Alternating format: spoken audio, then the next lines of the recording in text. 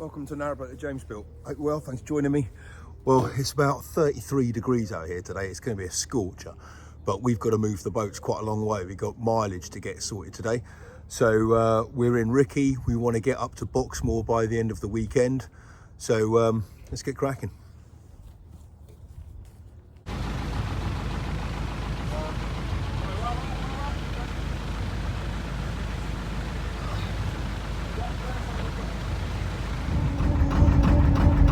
Making our way past the hanging gorilla of Rickmansworth.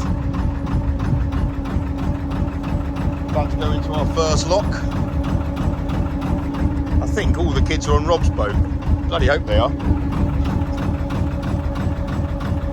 Nice afternoon for cruising once again. No breeze at all. This is lovely. Oh, look, there's a new addition. Is that Mutsy in a canoe? Ukrainian flag. Nice.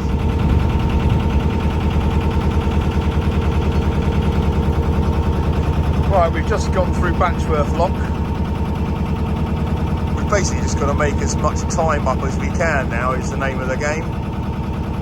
Now kind of thinking if we can get up to Cassiobury, and then tomorrow we can do kind of Cassiobury up towards Apsley, I'm guessing.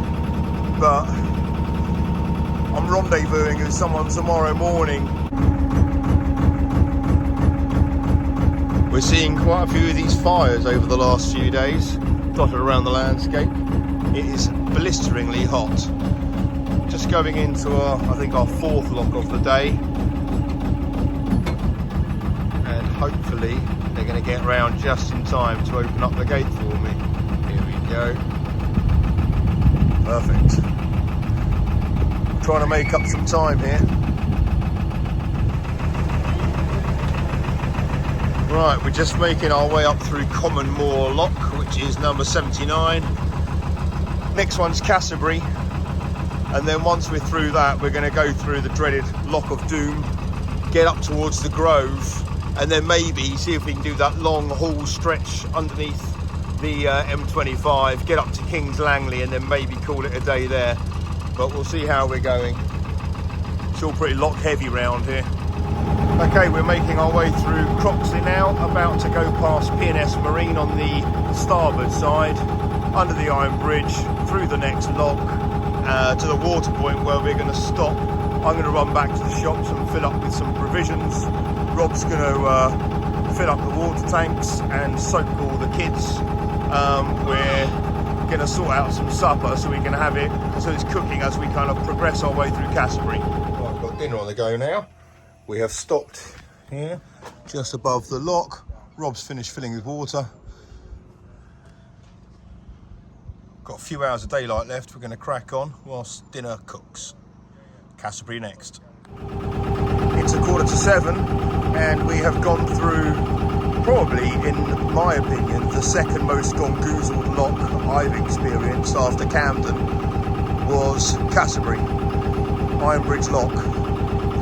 And now we are going through the final pound up to the next two locks, which is the Locks of Doom. So water levels look a little bit low, nothing too drastic though. So Rob's behind me, I'm going to go up, more up here, go to the top lock and start letting let water down. I haven't been up to see it yet, but I can imagine it's going to be quite low. It's really dry, there's been no rain for ages. I was just saying to Rob that the level on this pound here, which is quite often quite low, actually looks okay today. So I'm going to suggest once these are open, we'll go and open that lock first, the lower gates, and then let some water in if need be, and then make the cut through. Yep, so as soon as Rob opened up the paddles on lock 76, the level here is starting to drop, so I'm coming up to lock 75, which has been left open. It's no big deal. I'm just going to start to let some water through, then I'll close that gate.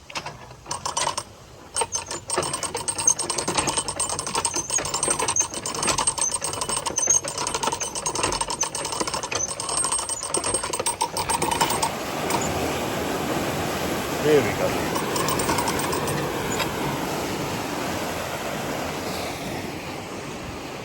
That actually works fine. The gate makes no difference, to be honest.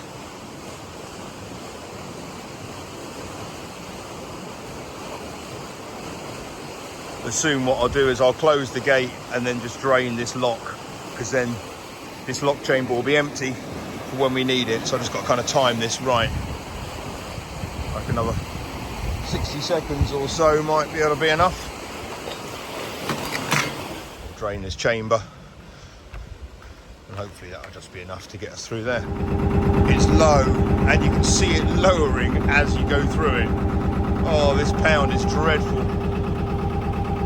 Gates are open straight ahead, so go straight in, tie up, wait for Rob, close the gates, fill the lock, get up to the Grove, hopefully find somewhere to moor, and then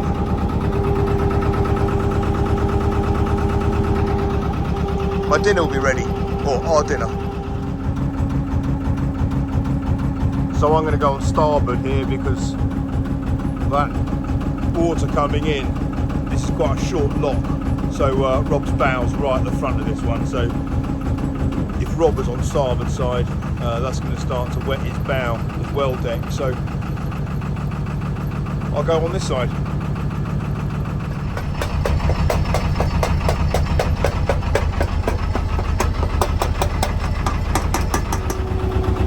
Done my comedy horn as I make this sharp left into the Grove Estate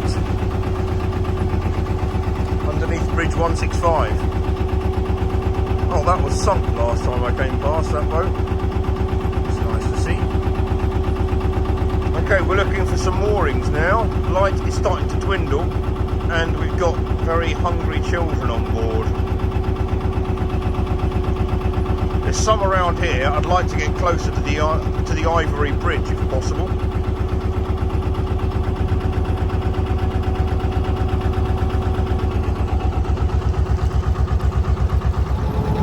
Okay, so here's the Ivory Bridge, and I reckon maybe a bit of a jaunty angle. Rob and I could fit in between this Y-beam and this boat here on the starboard side. Unless there's someone in front of the Y-beam. No, there's not. Yeah, this will do us. It's a nice little vista here though.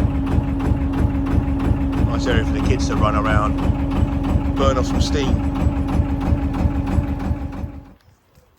Here we are at the beautiful Grove Estate. It's pretty early morning. It's baking hot. Did some stargazing last night. There was a meteor shower, so that was quite a pleasant evening. And today we're going to make tracks through the Ivory Bridge, which is actually called Grove Bridge, and make our way through the pretty part of the Grove Estate and head up towards Boxmoor. That's the plan. Might have some crew joining me today, which would be nice. I'm dropping off the kids a little bit later this morning. So yeah, another day of cruising. Let's get home. This is the beautiful golf club at the Grove Hotel. It looks a little bit parched at the moment with all the hot weather we've been having. I've just met with mum number one, who's taking the kids off my hands. Now I've got to go back to the boat and get everything ready for my guest today. Okay, we're leaving our mooring here at the Grove. We're here for just tonight. Absolutely idyllic. So we're going to go up towards Boxmoor. Past Hunton Bridge.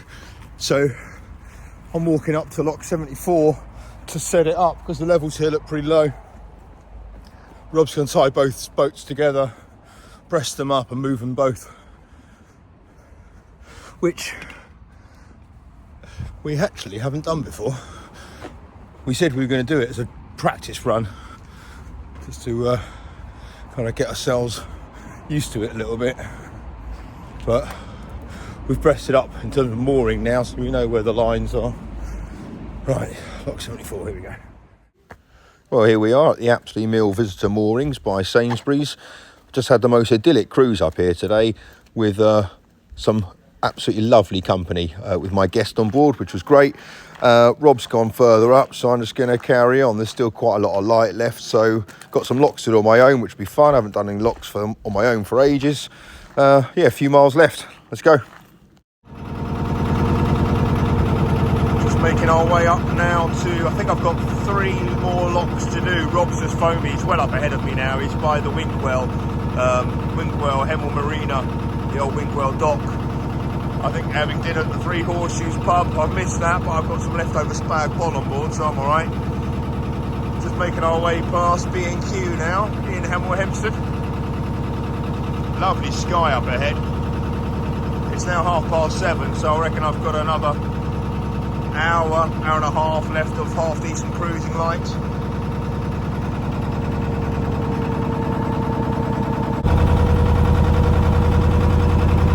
This is such a lovely time of day to cruise. Under this kind of sky, it's nice and cool now, but the water levels as we approach Berkhamsted are obviously bad. So Rob's moored up, he's listing a little bit, he's above the Three Horseshoes pub, so above Winkwell, which means I've still got, this lock, then the next lock, then the bloody swing bridge, and then another lock, and then I think Rob's boat's there. So I'm kind of in this patch now where I really just have to keep going and hope that the light's kind to me.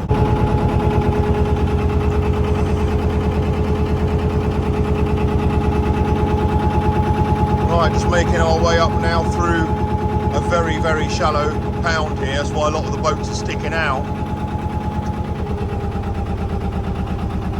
To stop them listing too much, certainly these wide beams, otherwise they really kind of feel like they're going over. Put a cup of tea down in the galley and we've got half of it left. I've got a bit of light left. I've got my my tunnel lights on and I've got them pointing down, which you can't really see at the moment because of the reflection in the sky, but when I go over somewhere pretty dark, they actually do work quite well. I've got my super duper torch on me, so I can use that for mooring up. So I've got one more lock to go, and then I've got the swing bridge by the pub. So it's all still quite a bit to do before I can rest up. But I've got Oasis keeping me company tonight. Okay, my advice for when you are navigating at night, and I've done a fair bit of it now, it really helps if you know where you're going.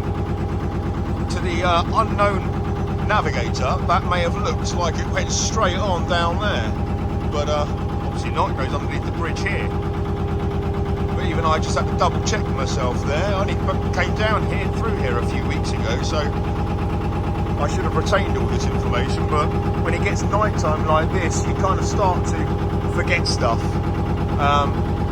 And after a long day cruising, I mean, I've just had some dinner whilst I was in that last lock, but of a long day of cruising, you really need to kind of keep your wits about you and keep your concentration levels high when it's like this. Right, we are soon to be going past the Winkwell dock. There's a lock there, go up through the lock, go to the swing bridge and hopefully basically find somewhere opposite the pub. Then I'll have to move it a little bit tomorrow when I get back from work. My stern deck is looking pretty good though. I'm on like a purpley blue colour tonight. I just thought it might make me feel cooler, temperature wise. Okay, this is not very easy now, going into a lock by torchlight. That's what I can see without the torch. Not much. So, but this is okay, because what I can do is I can use basically the small of my back to manoeuvre the tiller. And obviously all my foot controls are right here. So that kind of works. The only problem is, there's a bloody weir stream coming in, which doesn't help.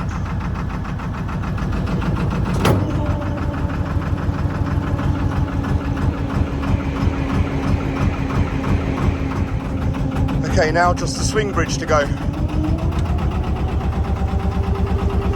This is pretty dark though, but you can get a sense now from what I mean by my bow lights there. My tunnel lights facing downwards helps me illuminate the water so I can see any floating debris, but also the bank so I can see where the bollards are for me to land against. but the torch works a little better. I'm at lock 60, which is just above the Winkwell. I was down there last night. It's a 48-hour moorings only here, so I haven't stayed for long.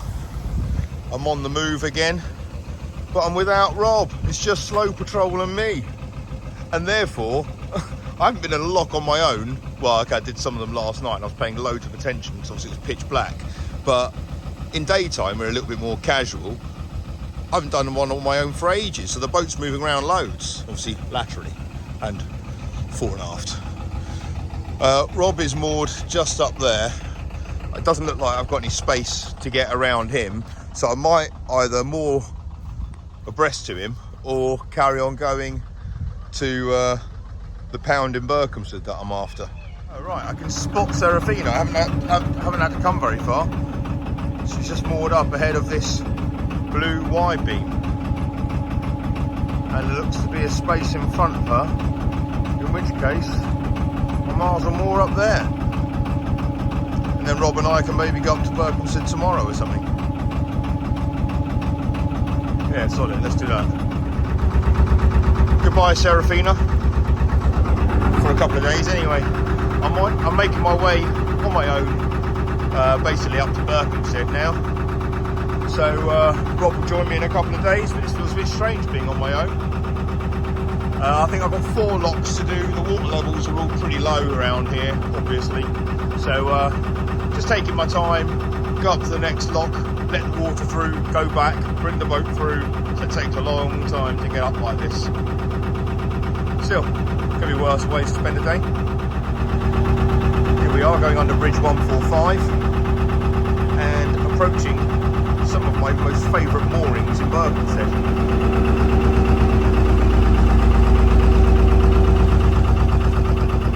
This little spot here is Armco. It's near a bridge, near a road. You can get your car here. There's a little stream. Well, nice. But unfortunately, it's about a mile away from where I ideally need to be. So, I'm going to carry on.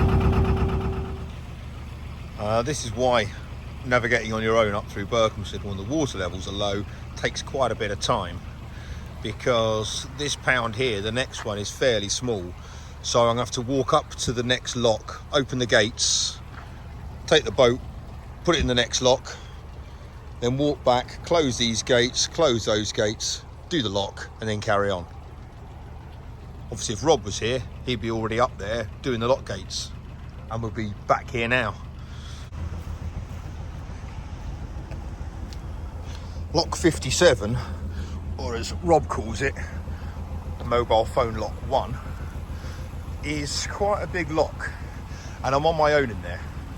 And the boats behave very, very differently when you're on your own in a lock. Obviously you've got the forward-backward motion, but also you've got the sideways motion. And on a small boat like mine, 43 foot, it can really move around in a lock. So I'm going to show you a technique on a big lock. It works on any lock, but certainly on big ones like this where you don't want it to move around that much.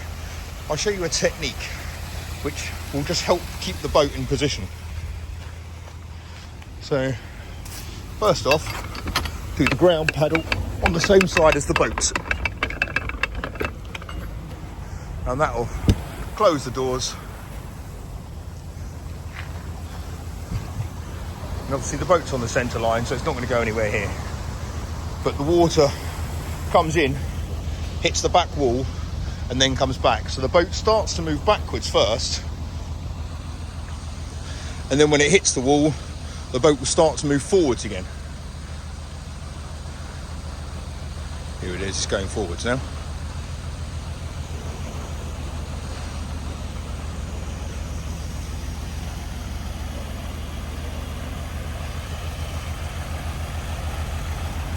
You see there's quite a bit of movement to it.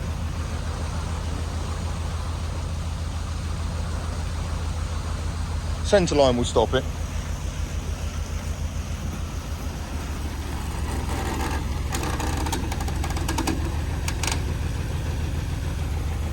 Whoa. Solar panel as well will stop it there. Obviously we're going uphill, so the worst that can happen is that the boat hits the sill, which is clad in timber in this case, and bounces back. Obviously downhill, slightly different story.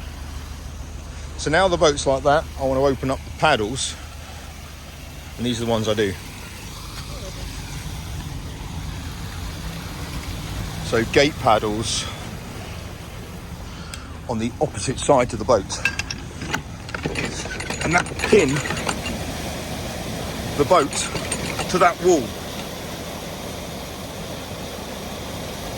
Water comes in this side, hits there, and pins it nicely against that wall.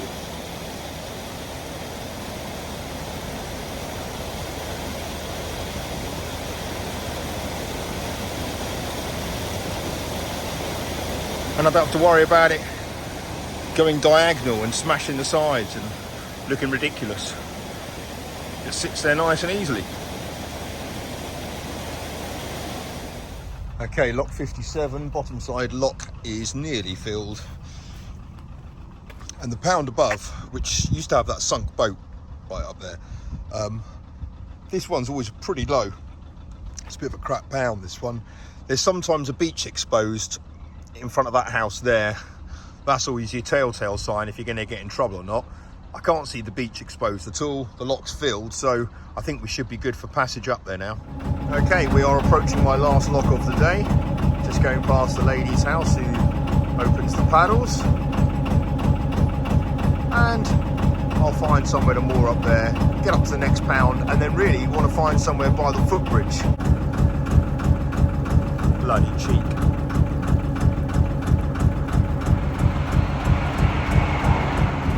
Right, we're making our way through the outer town limits of Berkhamsted. I think I can see a spot just between the CRT workboat and that grey boat just up there. That's quite a good spot because it's just right by the bridge, which is where I want to be.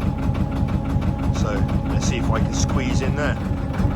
I reckon I can squeeze in there, just about bash a pin into this part of the towpath.